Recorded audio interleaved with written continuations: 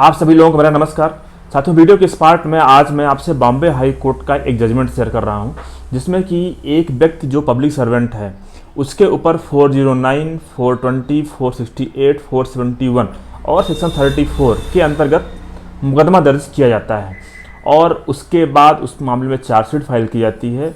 और जब आरोपी उस एफआईआर को चैलेंज करने के लिए हाई कोर्ट जाता है तो हाई कोर्ट उसकी एफआईआर को रद्द कर देता है और उसमें आधार ये रहता है कि जो डिपार्टमेंट ने जो इंक्वायरी किया है जो उस पब्लिक सर्वेंट के खिलाफ वो पूरी तरह से सही नहीं पाई गई, इसलिए उसके आधार पे उस पर भरोसा करते हुए हाई कोर्ट ने जो एफआईआर थी और जो चार्जशीट थी इसको क्वैश कर दिया। अगर आप इस जजमेंट को पढ़ना चाहते हैं इसका मैं लिंक ऐड कर दूंगा। ये ऐसा जजमेंट है जिसमें आपको सुप्रीम कोर्ट के भी कुछ और भी जजमेंट मिलेंगे अगर आपका भी मामला कुछ इसी प्रकार से है और अगर आप पब्लिक सर्वेंट हैं तो साथियों, सबसे पहले मैं आपको केस की स्टोरी ब्रीफ करूंगा। उसके बाद इस केस में दोनों पक्षों के द्वारा क्या क्या दलील दी गई और उसके बाद कोर्ट ने अपना जो फैसला सुनाया वो किस आधार पे था, सुप्रीम कोर्ट के किस जजमेंट का जिक्र करते हुए कोर्ट ने रिलाइड अपॉन किया और कहा कि यहाँ पे आरोपी के खिलाफ जो एफआईआर है उसको रद्द कर दिया जाना चाहिए। तो सबसे पहले मैं आपको इस केस की स्टोरी ब्रीफ करता हूँ। तो साथियों, ये जो मामला है जैसा हमने आपको बताया कि बॉम्बे हाई कोर्ट की नागपुर बेंच का है और ये जो केस है ये Ramesh Manohar Mandavi versus state of Maharashtra and others के नाम से। साथियों, ये जो जजमेंट है ये रिसेंटली का जजमेंट है, 29 सितंबर 2022 को ये प्रोनाउंस हुआ। इस केस में 482 लगाई गई थी जैसे हमने आपको बताया। तो साथियों, इस केस की स्टोरी कुछ ऐसी है कि जो आवेदक है इस केस में जिस व्यक्ति ने इस केस को फाइल किया है, मीन्स कि जिसने 482 लगाया है, वो व्यक्ति Maharashtra state road transport corporation में डिपो मैनेजर के पद पर कार्यरत है। वही व्यक्ति इस केस में आवेदक है जिसने ये 482 लगाई है कि उसके खिलाफ जो मुकदमा दर्ज किया गया है उसको रद्द कर दिया जाना चाहिए। तो अभी मैं आपको जो एक्सप्लेन करूंगा उसमें इस व्यक्ति को मैं आवेदक के नाम से बताऊंगा कि आवेदक ने क्या क्या किया है। आप आवेदक से समझिएगा कि ये उस व्यक्ति का रोल है जो डिपो मैनेजर है और जो उस डिपार्टमेंट में as a depot manager work कर रहा है और उसके द्वारा जो भी एक्ट किया गया है। तो साथियों, यहाँ पे जो आवेदक है जैसा हमने आपको बताया कि वो एक Maharashtra state road transport corporation company में वो जो है तो डिपो मैनेजर के पद पे कार्यरत है।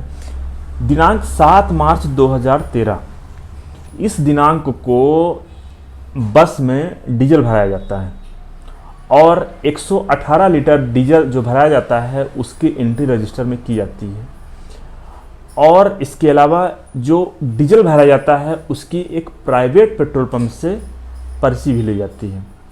साथियों, जब ये एक्ट किया गया उसके बाद जो वहाँ का अकाउंटेंट है उसने ये पाया कि जो रजिस्टर है जिसमें एंट्री की गई है डीजल जो भराया गया है उसकी कीमत की, उसमें कुछ ओवर राइटिंग है और जो बिल है वो भी किसी प्राइवेट पेट्रोल पंप का है। उसने क्या किया, उसने ये सूचना आवेदक को दिया, मीन्स जो डिपो मैनेजर था उस समय पे। डिपो मैनेजर ने इस बात को देखते हुए वहाँ पे जो पेमेंट था उसको रोक दिया। उसके बाद बात आगे बढ़ी, उसमें इंक्वायरी की गई। विजिलेंस ऑफिसर जो थे उन्होंने सबसे पहले जांच किया। तो उन्होंने जब पूरा मामला देखा तो उनकी जांच रिपोर्ट में ये पाया गया कि ये जो पूरा मामला है ये षड्यंत्र का है। षड्यंत्र किसने किसने किया है? डिपो मैनेजर ने, पेट्रोल पंप के कर्मचारी ने और उसमें मिस्टर बगाने करके एक व्यक्ति हैं जो सहारोपी है इस केस में, उसने। इस केस की कहानी कुछ ऐसे सामने आई कि जो डिपो मैनेजर है जो इस केस में जो आवेदक है उसने पेट्रोल पंप वाले से कहा कि तुम बिल ज़्यादा करके देना। कितना? 6,353 रुपये। उस 6,353 रुपये में से 5,000 रुपये किसको मिलते थे? कौन लेता था? जो डिपो मैनेजर था। बाकी के जो बचे हुए पैसे थे वो बाकी बढ़ जाया करता था। इस प्रकार से कहानी सामने आई। उसके बाद जब ये ऐसी कहानी चल रही थी उसके लगभग 9 महीने बाद 2 दिसंबर 2013 को जो विजिलेंस ऑफिसर है उस व्यक्ति ने एफआईआर दर्ज करवाई। किसके खिलाफ? आवेदक के खिलाफ, जो डिपो मैनेजर था उसके खिलाफ और व्यक्ति के खिलाफ। जो धारा जो लगाई गई आरोपी के खिलाफ वो थी 409 आपको पता होगा ये breach of trust by public servant के लिए होता है। इसमें 10 वर्ष तक की सजा का प्रावधान है। दूसरी धारा थी 68 जो फॉर्जरी के लिए है 7 वर्ष तक का प्रावधान है। 471 किसी जेन्युइन जो फॉर्ज डॉक्यूमेंट है उसको एज ए जेन्युइन यूज करना, उसके लिए भी वही सज़ा होती है जो फॉर्जरी के लिए होती है।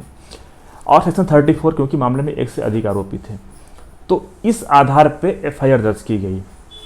हाँ, इसके बाद जो डिपार्टमेंटल प्रोसीडिंग चल रही थी, उस डिपार्टमेंटल प्रोसीडिंग में आगे 18 दिसंबर 2013 को ही चार्ज बनाया गया इस पे।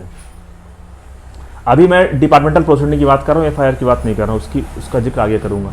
डिपार्टमेंटल प्रोसीडिंग में जो चार्ज बनाया गया, उस चार्ज में ये जिक्र किया गया कि यहाँ पे आरोपी के द्वारा नेग्लिजेंस किया गया है, कॉन्स्पिरेसी की गई है, कॉरपोरेशन को नुकसान पहुँचाया गया है, चीटिंग की गई है, और इसके बाद जो पब्लिक मनी है उसको मिसयूज किया गया है। तो इस प्रकार से इसमें चार्ज तैयार किया गया। हाँ, चार्ज जब तैयार किया गया उसके बाद जब इसमें ये जो चार्ज किया गया, उसके बाद जब उसमें फर्दर इंक्वायरी हुई इंक्वायरी ऑफिसर के द्वारा, तो जब इंक्वायरी ऑफिसर के द्वारा इंक्वायरी की गई तो उसकी कहानी कुछ अलग निकल के आई। इंक्वायरी ऑफिसर के कहानी में ये सामने आया कि विजिलेंस ऑफिसर और चीफ स्टोरेज ऑफिसर ने 2 कर्मचारियों के बयान लिए।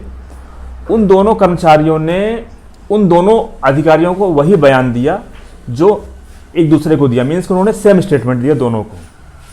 लेकिन जब इंक्वायरी ऑफिसर ने एक व्यक्ति से मिस्टर बगाने से जब पूछताछ किया उस स्टेटमेंट के बारे में जो उसने इन दोनों ऑफिसर को दिया था, तो उन्होंने कहा कि हमने दोनों ऑफिसर को जो स्टेटमेंट दिया है वो हमने उनके दबाव में दिया था, जबकि ऐसा कुछ भी नहीं है।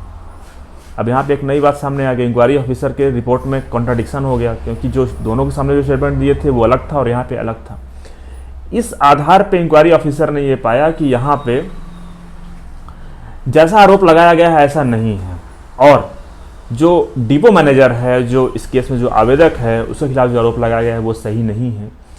इसलिए वहाँ पे उन्होंने ये माना कि यहाँ पे जो भी इनके खिलाफ जो जांच पड़ताल की गई और इनको जो दंडित किया गया था, उनको दंडित इस प्रकार से किया गया था कि जो डिपो मैनेजर है उसको शोकॉज नोटिस जारी किया गया था और अन्य जो कर्मचारी थे उनका इंक्रीमेंट रोक दिया गया था। उन्होंने कहा कि तो जो चार्जशीट पेश की गई थी इस मामले में, अब उसमें कोई फर्दर एक्शन लेने की ज़रूरत नहीं है, मामले को इस तरह से क्लोज कर दिया जाता है।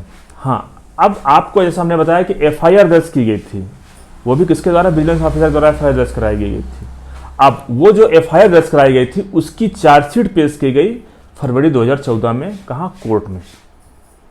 अब जब उस केस की एफआईआर चार्जशीट पेश की गई कोर्ट में, तो उसके अगेंस्ट में फिर यहाँ पे जो आवेदक है वो पहुंचा हाई कोर्ट एफआईआर को क्वैश कराने के लिए।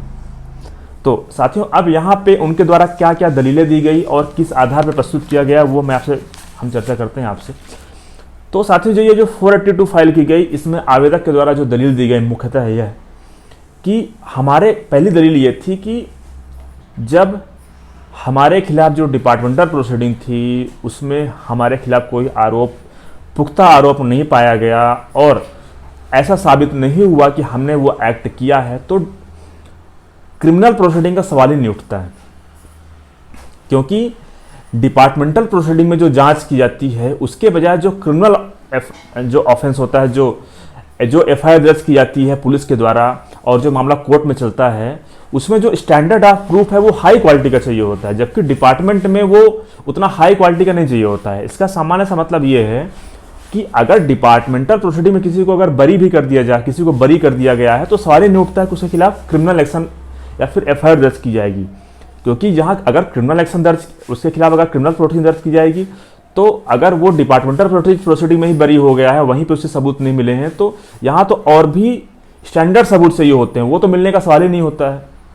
तो इस आधार पे दलील थी कि यहाँ पे 482 अलाउ कर दी जानी चाहिए और जो एफआईआर दर्ज की गई उसको निरस्त कर दिया जाना चाहिए।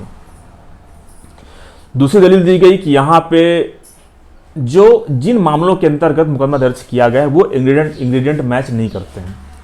409 की धारा नहीं लगती है क्योंकि उन्होंने ऐसा कोई एक्ट नहीं किया, 420 नहीं लगता है क्योंकि चीटिंग नहीं किया है, 468 नहीं लगता क्योंकि फॉर्जरी नहीं हुई है, 471 नहीं लगता क्योंकि उन्होंने उसको एज ए जेन्युइन यूज नहीं किया है। तीसरा कि यहाँ पे हाई कोर्ट के पास पावर है कि वो इस तरह के मुकदमे को क्वैश कर सकता है। चौथा ये कि अगर इस प्रोसीडिंग को बढ़ाया जाता है और अगर ट्रायल कंटिन्यू रखा जाता है तो एक प्रकार से कहा जाए कि ये unnecessary abuse of process of law कहलाएगा। इसलिए इस एफआईआर को और जो चार्जशीट है उसको क्वैश कर दिया जाना चाहिए। अब इसके बाद विपक्षी ने जो दलील दिया, उनका ये कहना था कि यहाँ पे जो आरोपी का जो एक्ट है वो भले ही प्रमाणित नहीं हुआ डिपार्टमेंटल प्रोसीडिंग में, लेकिन जो बाकी कर्मचारियों ने जो स्टेटमेंट दिया है वो वो जो आरोपी है उसके खिलाफ है। इसलिए यहाँ पे जो एक प्रकार से कह सकते हैं कि जो कॉन्स्पिरेसी है वो है, और कर्मचारियों के स्टेटमेंट से साबित हो रहा है कि यहाँ पे आवेदक जो है, जो डिपो मैनेजर है इस केस में, उसके द्वारा यहाँ पे जो एक्ट किया गया है, जो ऑफेंस किया गया है, वो इन धाराओं के अंतर्गत चलना चाहिए। और ये मामला ट्रायल कोर्ट का जुरिडिक्शन है कि इस केस में गवाही होने के बाद ये साबित हो पाएगा कि यहाँ पे वास्तव में आरोपियों ने अपराध किया है या नहीं किया है। इस प्रोसीडिंग के अंतर्गत 482 के अंतर्गत इस प्रकार का एक्शन कोर्ट को नहीं लेना चाहिए, क्योंकि 482 में जो है तो वो एक कह सकते हैं कि प्राइमा फेसाई केस को देखा जाता है, ना को केस पे मेरिट पर डील किया जाता है। ऐसी दलील थी उनकी। अब कोर्ट ने इस मामले में जब दोनों पक्षों को सुना तो कोर्ट ने अपना ऑब्जर्वेशन का जिक्र किया। तो साथियों, कोर्ट ने जब सबसे पहले एक जजमेंट का जिक्र किया। आप स्क्रीन पे देखिएगा उस जजमेंट को। ये था साथियों Ashu versus state of Ashu Surendra Nath Tiwari versus deputy superintendent of police EOW CBI के नाम से था। और इस जजमेंट में ऐसा बताया गया था कि जहां पे अगर कोई डिपार्टमेंटल इंक्वायरी में किसी को बरी कर दिया गया है तो उसी के खिलाफ क्रिमिनल प्रोसीडिंग जो है तो वो नहीं चलाई जानी चाहिए। हाँ, इसका एक रिलेवेंट पैरा है, उसमें कुछ और भी इंपॉर्टेंट बातें बताई गई हैं जो आप देखिएगा। तो साथियों, इसमें ये इलेबोरेट किया गया कि जहाँ पे कोई डिपार्टमेंटल प्रोसीडिंग है और उस केस में अगर किसी भी व्यक्ति को टेक्निकल ग्राउंड पे बरी किया गया है तो एक अलग पॉइंट है, और जहाँ पे अगर किसी को मेरिट पे बरी किया गया है तो वो एक अलग पॉइंट है। उस कंडीशन में जहाँ पे टेक्निकल ग्राउंड पे बरी किया गया है उस कंडीशन में उसके खिलाफ क्रिमिनल प्रोसीडिंग चल सकती है, लेकिन अगर उसे मेरिट पे बरी किया गया है तो उस कंडीशन में क्रिमिनल प्रोसीडिंग को समाप्त कर दिया जा सकता है। तो इस प्रकार साथियों इस जजमेंट में कोर्ट ने ये पाया कि यहाँ पे उसके बाद कोर्ट ने देखा कि अब हम देखते हैं कि इस कंडीशन में वास्तव में जो आरोपी को जो बरी किया गया डिपार्टमेंटल प्रोसीडिंग में उसकी क्या स्टोरी है, वो किस प्रकार से बरी किया गया है। तो कोर्ट ने उसके बाद केस की स्टोरी को देखा। जब कोर्ट ने केस की स्टोरी को देखा तो कोर्ट ने ये पाया, 2-3 फैक्ट पाए। पहली बात तो ये कि यहाँ पे जब अकाउंटेंट ने ओवर राइटिंग देखा तो उसने सूचित किया किसको, डिपो मैनेजर को, आवेदक को। अब उसके बाद आवेदक को जैसी सूचना मिली उसने तत्काल जो बिल पेमेंट था वो रुकवा दिया था। दूसरी बात ये थी कि यहाँ पे जो स्टेटमेंट कर्मचारी ने दिया था विजिलेंस ऑफिसर और चीफ स्टोरेज ऑफिसर के सामने, उसी कर्मचारी ने इंक्वायरी ऑफिसर के सामने कहा कि हमने जो बयान दिए हैं वो हमने विजिलेंस ऑफिसर के दबाव में दिए हैं। अब इसके बाद अगर एक ही कर्मचारी की कॉन्ट्राडिक्टरी स्टेटमेंट है, और दूसरी बात यहाँ पे जो डिपो मैनेजर का जो एक्ट है कि उसने को जैसी सूचना मिली कि ऐसा हुआ है उसने तात्कालिक रूप से उसने पेमेंट रुकवा दिया। तो यहाँ पे ऐसा नहीं कहा जा सकता है यहाँ पे टेक्निकल ग्राउंड पे बरी किया गया। यहाँ पे आरोपी को जो बरी किया गया है वो मेरिट पे बरी किया गया और उसके खिलाफ जो प्रोसीडिंग चलाई जा रही थी उसमें ऐसा फैक्ट साबित नहीं हुआ कि उसने ऐसा किया है। तो इस प्रकार से साथियों कोर्ट ने इस मामले में ये पाया कि यहाँ पे जो भी एक्शन है और जो भी लिया गया है उसके खिलाफ जो डिसाइड किया गया है वो मेरिट पे डिसाइड किया गया है, इसलिए यहाँ पे इसको इस जजमेंट का फ़ायदा मिलता है, क्योंकि यहाँ पे जो मामला डिसाइड हुआ मेरिट पे डिसाइड हुआ। दूसरा, कोर्ट ने दूसरे तथ्य को देखा कि अब हम देखते हैं कि यहाँ पे जिसके खिलाफ जो आरोप लगाए गए हैं, criminal breach of trust by public servant, cheating, forgery, तो क्या ये सही है। तो साथियों जब कोर्ट ने फॉर्जरी का जब जिक्र किया, सबसे पहले तो कोर्ट ने जिक्र किया 409 का, तो कोर्ट का कहना था कि प्राइमा फेसाई ऐसा स्टैब्लिश नहीं हो रहा है कि यहाँ पे जो ब्रीच ऑफ ट्रस्ट है वो पब्लिक सर्वेंट के द्वारा किया गया है, वो स्पष्ट नहीं हो रहा है। दूसरा, जो फॉर्जरी है, फॉर्जरी के मामले में कोर्ट ने साथियों एक शीला सेबेस्टियन का जजमेंट है वो लैंडमार्क जजमेंट है। हमने अक्सर देखा है कि कोर्ट जितने भी फॉर्जरी के मामले में अगर कोई जजमेंट सुनाती है या फिर अगर फॉर्जरी का जिक्र किया जाता है केस को डिसाइड करने के लिए, तो उसमें शीला सेबेस्टियन का जजमेंट इंपॉर्टेंट है। आप स्क्रीन पे देखिएगा। तो साथियों ये जो जजमेंट है ये शीला सेबेस्टियन है इसमें वर्सेस आर जवाहर राज है। इसमें ऐसा बताया गया है कि अगर कहीं पे फॉर्जरी को स्टैब्लिश करना है तो वहाँ पे 463 की जो धारा है उसको देखना होगा कि आखिर 406 की धारा क्या कहती है। तो साथियों 406 में ऐसा बताया 463 में ऐसा बताया गया है कि इसके लिए प्रथम दृष्टया ऐसा इस्टेब्लिश होना चाहिए कि जिस व्यक्ति के खिलाफ ये धारा लगी है उस व्यक्ति ने फॉर्जरी किया, उस व्यक्ति ने काट छांट किया है, जो कि इस केस में ऐसा नहीं है। इस केस में प्राइमा फेसा ऐसा इस्टेब्लिश नहीं हुआ है कि जो डिपो मैनेजर है, जो इस केस में जो आवेदक है, उसने ही काट छांट किया है। तो इसलिए यहाँ पे जो ऑफेंस है वो नहीं बनता। अगर 468 नहीं बनेगा तो 471 का सवाल ही नहीं उठता, क्योंकि 468 पर ही बेस है 471।